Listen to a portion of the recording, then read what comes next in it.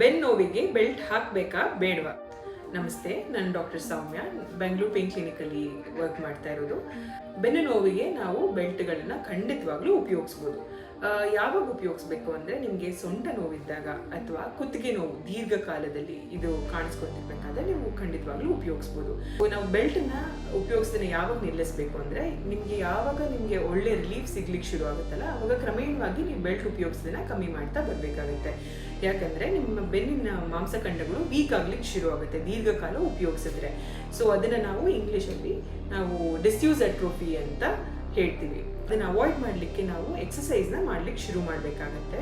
And also ದೀರ್ಘಕಾಲ ಉಪಯೋಗಿಸೋದ್ರಿಂದ ನಿಮ್ಮ ಬೆನ್ನು ಮೂಳೆಗಳು ಕೂಡ ಸ್ಟ್ರೈಟ್ ಆಗಲಿಕ್ಕೆ ಸಾಧ್ಯತೆ ಇದೆ. ಸೊ ಇದೆಲ್ಲ ಕಾರಣದಿಂದ ನೀವು ಬೆಲ್ಟನ್ನು ತುಂಬ ದಿನಗಳ ಕಾಲ ಉಪಯೋಗಿಸೋ ಹಾಗಿಲ್ಲ.